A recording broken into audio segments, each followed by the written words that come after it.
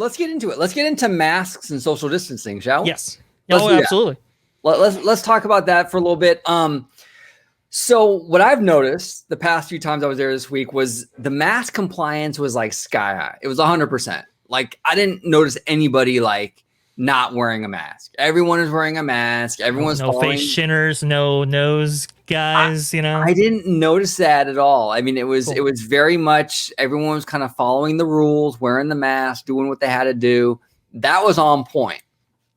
But what wasn't on point was the social distancing. Both visits, last weekend, Memorial Day weekend, and this weekend, the social distancing was essentially non-existent. It was just people were crowding in places. The park, to be honest with you, and I'm not saying Disney's lying about how many people are in the parks, because I think there are some components to this that are affecting the way things look. But the parks didn't look like they were lower capacity. Like what was it now? Like 35%, I believe. I think it's 35% is what they're maxing that at. It didn't look like 35%. But to be fair, there's a lot more mobile ordering and virtual queues where everyone's more in the walkways and not indoors. So that could have played a factor, but it looked just as busy, in my opinion, anecdotally, on the pathways as it did on a normal day pre-COVID. The social distancing was non-existent. Like this past weekend on Saturday, like we got our boarding passes for Rise of the Resistance, and we were hauling butt trying to make our time, right? We barely made it. But we're running through the park trying to get to Star Wars Land, and like the crowds, especially by Pirates and Haunted Mansion, the Rivers of America, it was like shoulder to shoulder. I mean, there was nobody was trying to distance at all. At all. It felt very, very crowded, and at least in my experience, it didn't look like anyone was trying to make an effort to distance themselves. I've noticed this phenomenon. It's one of those things. You have the mask on, and I know personally when with that kind of interaction, you kind of feel like it's a little bit false sense of security. And so I think that's what's playing out here, and it can get dicey. You can only manage so much from a park's operational point of view. You can only separate people. You can only have so many lines. You can only do so much until people they're gonna do what they're gonna do, and that's kind of how it is, especially with a park so young. So old. A park that's so small. That gets tough. That gets challenging. Yeah. And it's funny because like I noticed a lot of crowding, and then like Memorial Day weekend, like we stay at like I mentioned, the Grand Cali. So Sunday night we were trying to find somewhere to go to eat, like at like dinner, right? We were trying to just grab some dinner. So we thought, okay, maybe we'll go to that Craftsman like bar and grill over by the pool, right? So we went down there. And this kind of plays to like the whole idea of like how a lot of this stuff is sort of just theater anyway, though. Like, all the health theater, so to speak. Right? Yes. With the temp checks and things that sort of don't really matter. Yeah, there's some stuff that you kind of get into it. You kind of think logically about it for maybe a couple minutes, and you go, I don't think that works quite the way they intend it to work, and that could have kind of downsides. But your experience at Craftsman Bar maybe included a little bit of that. Oh yeah, definitely. So we go up, and the host, and she was great. No disrespect to her, she was fantastic. She was super friendly.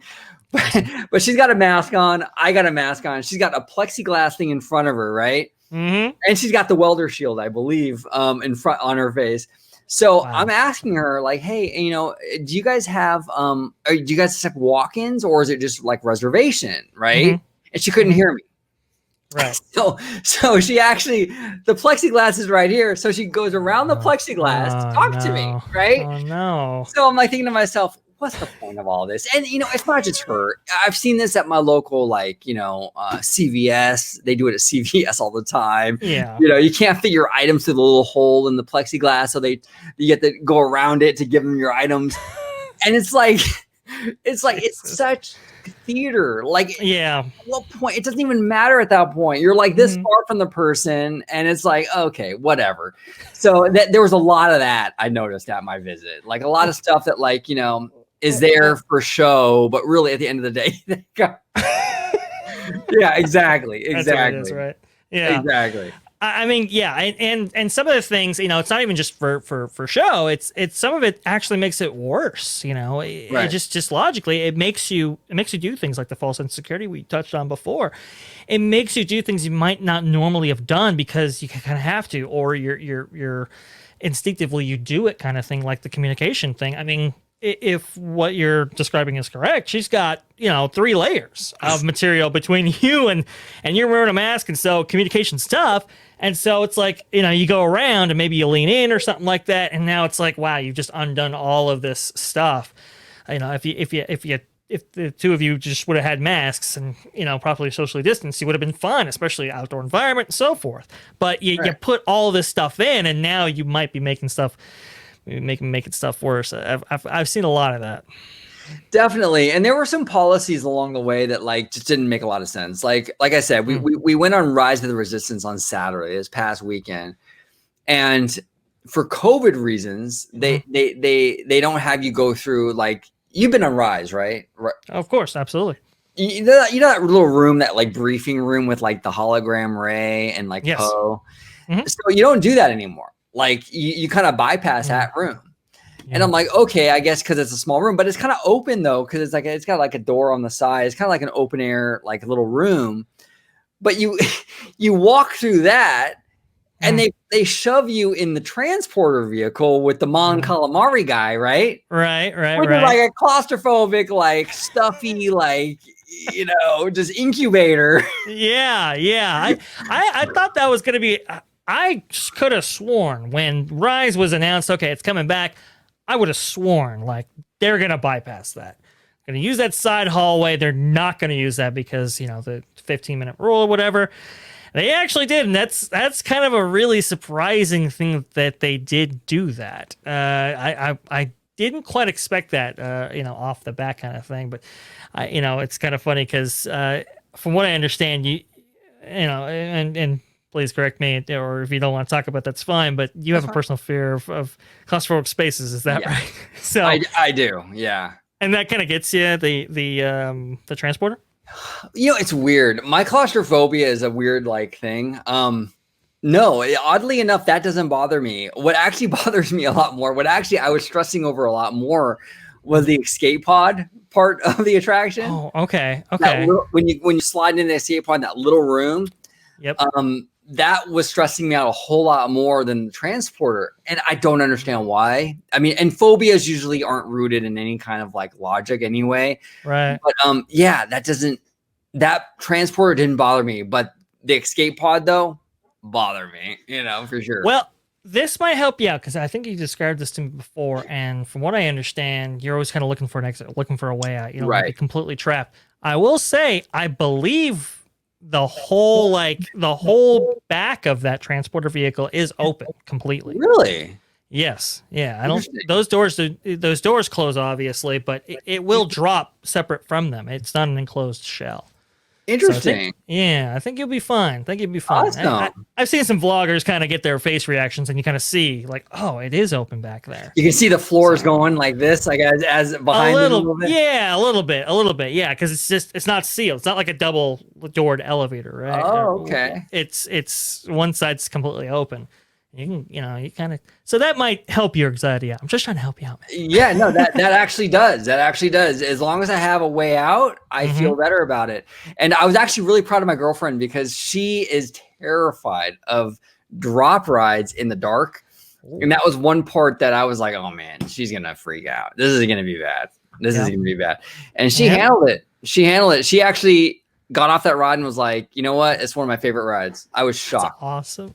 I was shocked. That's great. And from what I understand, your girl ain't the biggest Star Wars fan, so that's also really encouraging too. No, she's not a fan of Star Wars at all. She absolutely loved this ride. Indiana Jones is her favorite. This was a very close second. Really? Yeah. Indiana Jones girl, huh? Yeah. Like her already. Very, very cool. Very, very cool. That's awesome. All right, so yeah, we talk about that. Talk about that. Okay, so as far as the crowding goes, did you notice any like areas? Was it like consistently crowded, or do you know? Did you see problem points? I know you referenced New Orleans Square, but did you notice anything else like that was just like, oh my god, can't get around this no matter what? It was consistently packed in this place. The Anything the like wor- that? the worst of it was definitely in like that New Orleans Square, Rivers of Mm, America area. yeah. Um, Pirates, Haunted, over by Splash Mountain, Mhm. that whole general area, which is typically the most crowded on normal Yeah. days, Yeah. that was the most. Tomorrowland as well, which again is a problem area Yeah. for Disneyland in general, even before the pandemic. But Sure. there was a lot of crowding. Now, I do want to share this photo. This is actually from Dateline Disneyland.